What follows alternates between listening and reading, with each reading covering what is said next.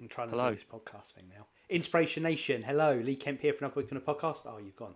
Here with my very good friends, both Jose Noya, Ryan Boniface. We are in together for the first time in a long time. Right, so as we always say, if you follow Joe on TikTok, Jose Noya, Inspiration Nation, you get to follow us live each and every week along with everything else going on. Joe's doing some sort of battle thing. I don't know what he's doing, so I'm just going to hand over to him for a minute to tell me what's going on. Just like that screen. Just like that screen, and you'll get some points on the board. Do I have That's to what will like happen. your screen? Is that how it works? Yeah, you can only like my screen because you're following me. We've got There you like go. four You see it. screens going on. Anyway, we're Look at here, that. we're live, we're doing a Yeah. podcast, we're doing a TikTok battle at the same time. It's all going on. We're in a full house. Ryan, you are the man of a quote today you've promised us. So what are we talking about? Hey. The quote is this week: pressure is a privilege. It only comes to those who earn it.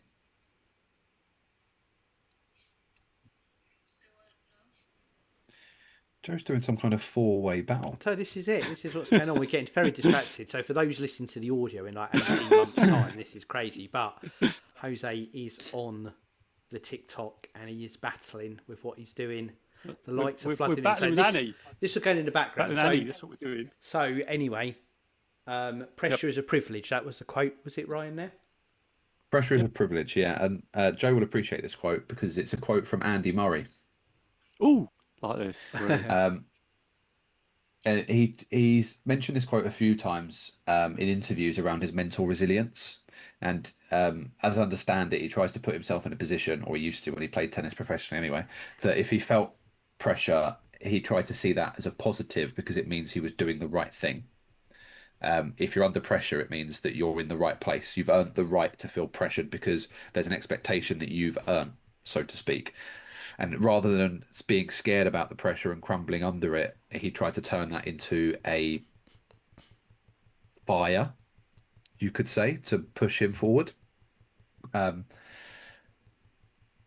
I like that quote because I think there are a lot of times where, um, if you take it away from sport and you go back to work and you're given a tight deadline and that puts pressure on you, I feel like I do some of my best work in those types of scenarios because I've got to get it done. There's no time to procrastinate or, you know, not do the work and not get through it. So I like the idea of that quote being used as a look back down the mountain piece rather than a oh crap, am I going to succeed in this scenario piece? Um, if that makes sense. Um, I threw it through ChatGPT I love when you do um, this. just because I had a meeting professionally with Lee and a group of other people about 2 weeks ago, and he demanded that we use more AI. So I'm taking that seriously. I just suggested Demanded. that it's there and it's useful to you. I'm only kidding.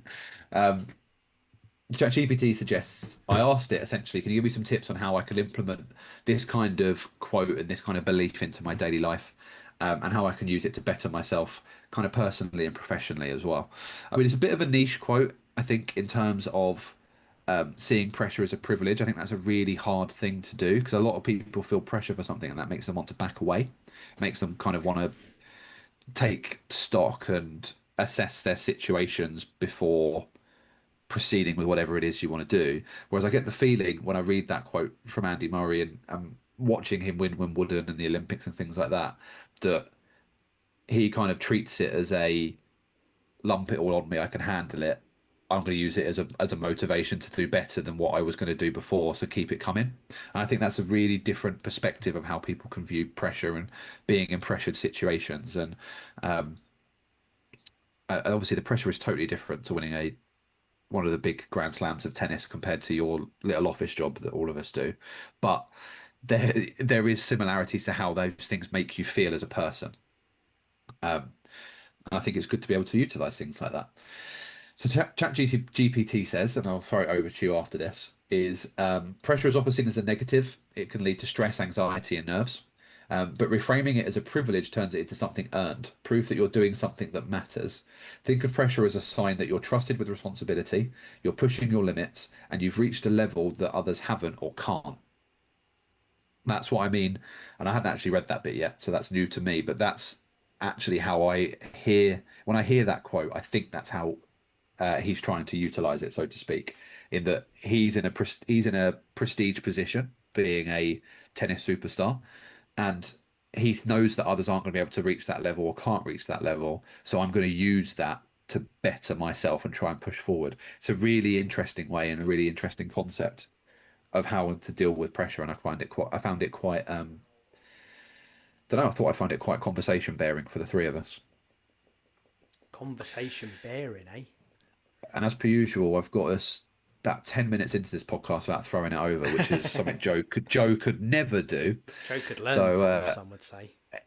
any thoughts?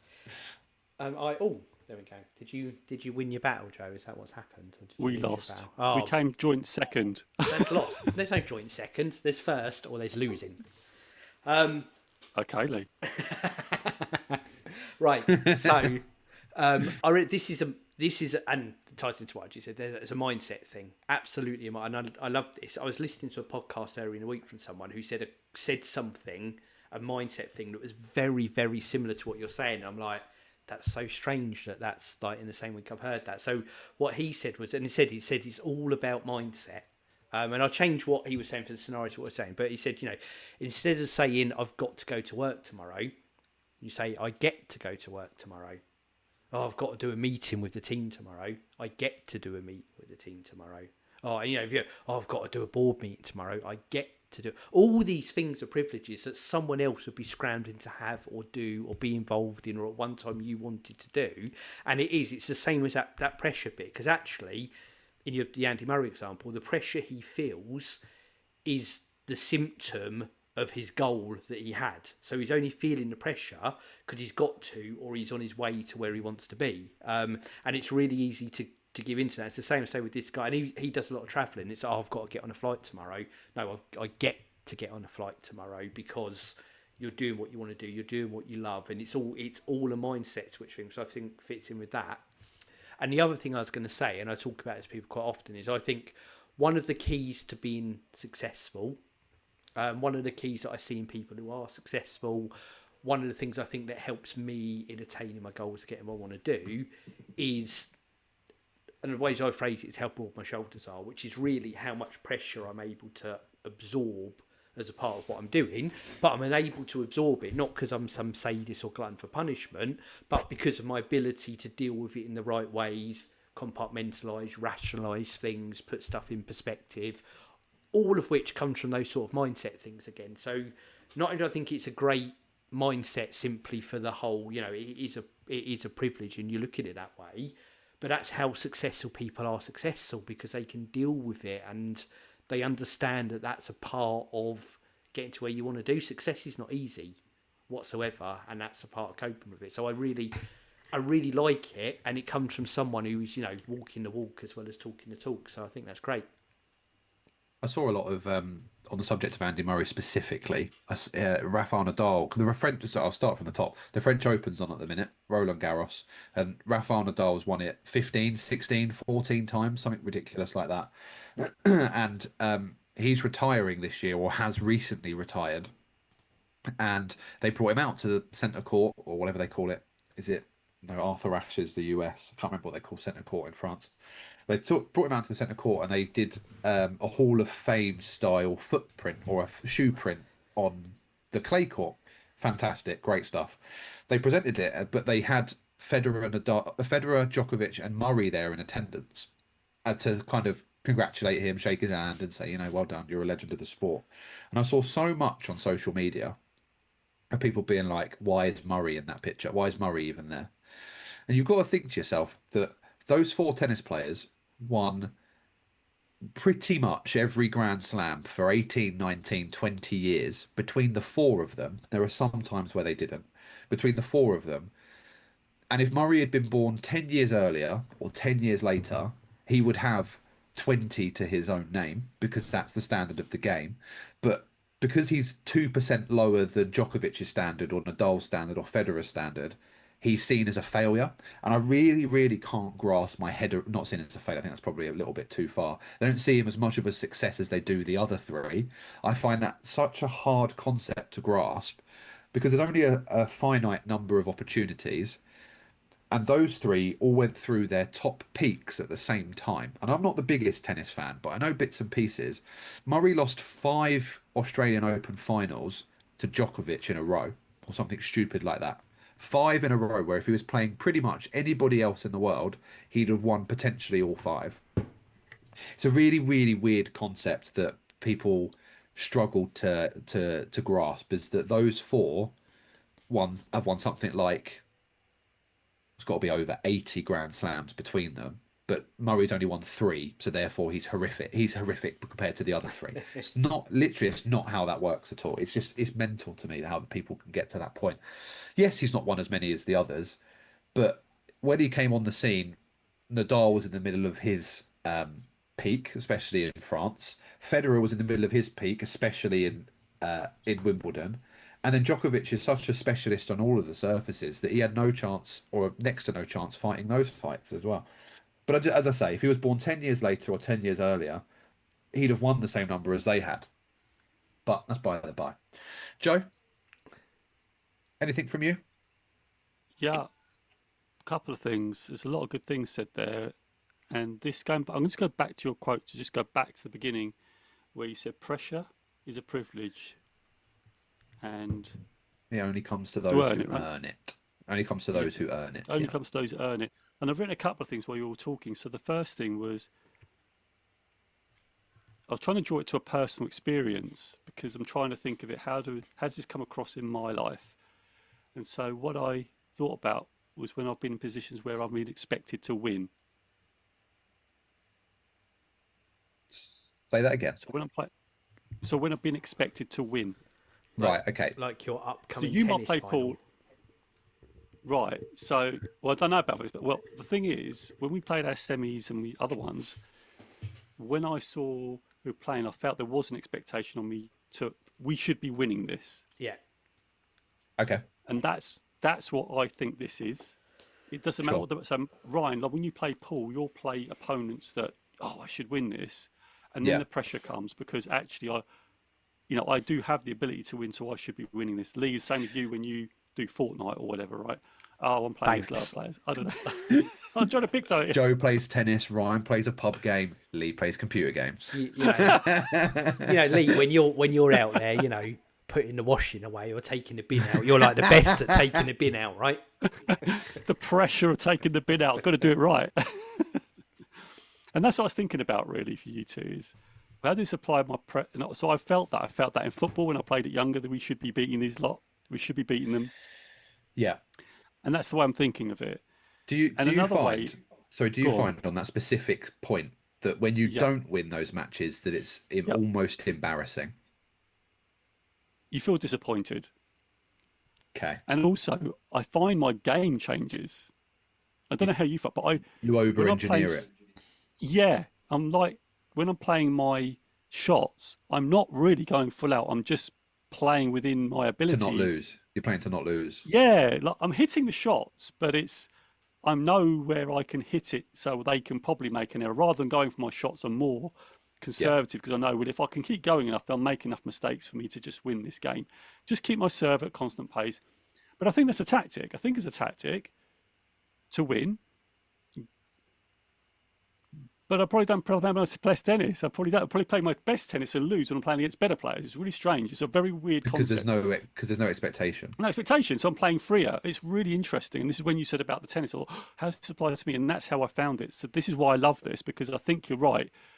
When you get to a certain level, whatever it is, whether you're, like you said, a locals tennis club, Fortnite, pool, you do get a certain skill level. When you start to play people under, you feel that pressure, and they don't feel the pressure because they, well, if I win, this is a bonus. But if I don't, I feel disappointed. And I think that's where the pressure comes from. And I really like that. And I think, again, in work, it's the same, isn't it? Sometimes when I'm in a meeting or something, I say, oh, well, Joe knows about coaching. So suddenly you feel this pressure to go, well, oh my God, what are they going to ask this question? What if I don't know the answer to this question? I would own it, though. I would say, I actually don't know.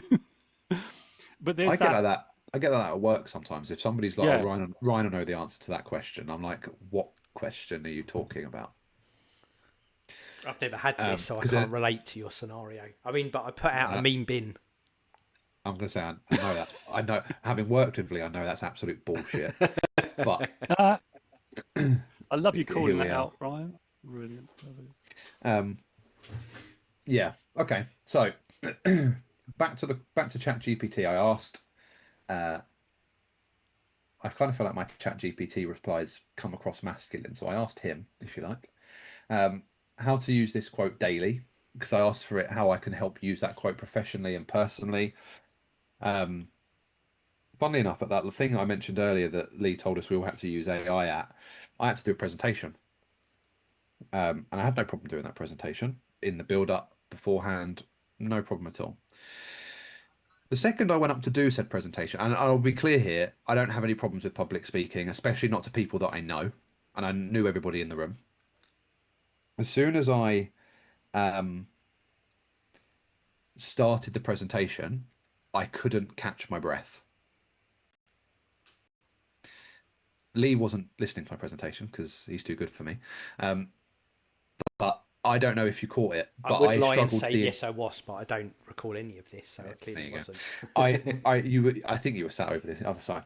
I really struggled to catch my breath, and I started to notice that I couldn't catch said breath, and then I was like, well, if I'm noticing it, these lot are all noticing it.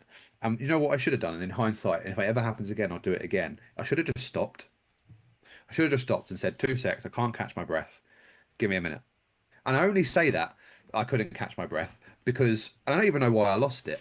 You just know when you're talking and then because you're presenting, nobody else is conversing back. I didn't take the time to just, but you do in a conversation because Yeah, you listen, right? And I thought I've absolutely ruined this presentation. Nobody's gave me any feedback, but I still sit there afterwards and I'm like, dickhead. People think you're an idiot because you can't breathe properly. And that's the type of pressure. Not I didn't feel pressured, but that's the kind of scenario where people either lean into it and say, guys, you know what? 30 seconds, I can't catch my breath. Somebody tell a joke, cover me for 30 seconds. Or you just got on with it and the scenario is what it is. Unfortunately, I'm one of those people, or I have been historically one of those people that the scenario just is what it is and I just suck it up and get on with it. But in hindsight, I should have stopped. Um, I'm annoyed at myself that I didn't. Now I look back, and I think it's down to a similar perspective to this, to what this quote um, is trying to say, is that you're going to feel things when you're in certain scenarios. It's what you do with those feelings that matter, rather than how you let those feelings show. Um, and I should have done better because I know better, and that was what really annoyed me. Um, but yes, I asked it professionally for the same reason. Um, And step one, ChatGPT suggests that you should reframe stressful moments when you feel overwhelmed. Before a meeting or a presentation or a performance or a deadline, or when you're feeling in over your head, say to yourself, this pressure means that I've earned a seat at the table. I'm here because I'm capable and not by accident. I want to be clear, I didn't have imposter syndrome before I had this presentation because 6 months ago, we had the exact same scenario and I delivered another one and I had no problems with it at all. For whatever reason, it just was what it was. Um, Point two, lean into challenges instead of avoiding them. Use this quote as a challenge mindset trigger. Next time something feels too hard or intimidating, recognize that if it were easy, everyone would be doing it. And pressure means growth is happening, not that you're being restricted. Step three or point three is don't shrink from responsibility, step into it. At work or in life, when given extra responsibility, don't shy away with thoughts like, I'm not ready, someone else could do this better. Instead, remember you're under pressure because people believe in your potential. And I think that's kind of what you're saying, Joe, is that what you're saying around the tennis part is that people expect something from you. That's why you're being asked to do it. And that's why it can start to feel a little bit disconcerting in your own mind about whether you can do it or not, right? Use the quote as a morning mantra. Start your day by saying, This is a funny one. Start your day by saying, any pressure I feel today is proof that I'm in the game, not on the sidelines. It sets a tone of gratitude and drive. Number 5, and there's one more after this, is encourage others with it. If someone you know, or a colleague, a friend, or a partner is struggling under pressure, remind them that this pressure is a badge of earned trust and value, and helping others see this boosts your own mindset as well. And finally, pressure isn't something to escape, it's something to train under. Like Andy Murray on centre court, the more you face pressure, the more resilient and skilled you become. Yeah, and especially like that last one, so that's what I was saying. It's that resilience, and you'd only get it from experiencing it. I'll just say as well, quickly, Ryan, chances are no one noticed the breathing thing even a smidgen as much as you think they did. It's always the case. But don't get me wrong, like you said, it's what you do with it. So you know you felt bad, so you just take that and you apply that next time and you practice it. But I've got no doubt that no one felt what you felt about it afterwards whatsoever. No, probably not. But it's, you never feel that way when you're the person involved. Of course right? not. This is absolutely the case. I've done presentations to senior members of the business that I work for more than once. It's not it. I find that I actually enjoy doing it rather than shy away from it. I've always been somebody that likes to put themselves in the center of attention, which probably isn't a shock to the pair of you. And those scenarios don't differ. If I want to, Lee will know this. If I want to achieve and be successful in the role that I do and work my way up, half of the job is knowing the job, and half of the job is how you come across to other people as well. And the best way you can do that is by getting in front of other people and showing them how you can be and who you are. So I never have a problem with doing scenarios like that. In fact, I seek opportunities to do it. I just really struggled to catch my breath at the start of the presentation and lost it and couldn't get it back for 10, 15 minutes. And as soon as I finished and sat down and went, it was there. It's back. It was there. But yeah, it is what it is. Life goes on. Nobody will remember it the next time it comes round. 5-minute warning, squad. 5-minute warning. But that's pretty much the subject I had. I don't know if you guys have any thoughts on any of the last bits. If not, I can hand it back to you two. I mean, I think all the points you got from GPT there, which I was just kind of reiterate the things we were saying. I love the quote. I think it's absolutely mindset, and you don't get the success without the pressure and the learning and all of that, and it's how you embrace it. So I think it's a brilliant quote. I'm a big fan. Jose, what have you got to wrap us up before I do some shilling and press the button? Yeah, for me, it's you feel the pressure. Even if you lose, you learn something. So I don't think you ever lose. You don't think you ever lose anything, because if you lose, you learn. If you win, you celebrate. I love it. I think it's a really good quote. So I've got to remember myself, when I feel the pressure, if I lose, it's a learning curve. If I win, then celebrate. That's it. What a good note to end us up on. Everyone out there, as always, we love you supporting what we're doing. Jose Noya, Inspirational, stick it in your Google machine. YouTube and TikTok are the places to be. I will learn to speak properly by the time we get onto this next week. All that's left me to do now is count us down. Say 3, 2, 1. Inspirational. Catch you guys later. I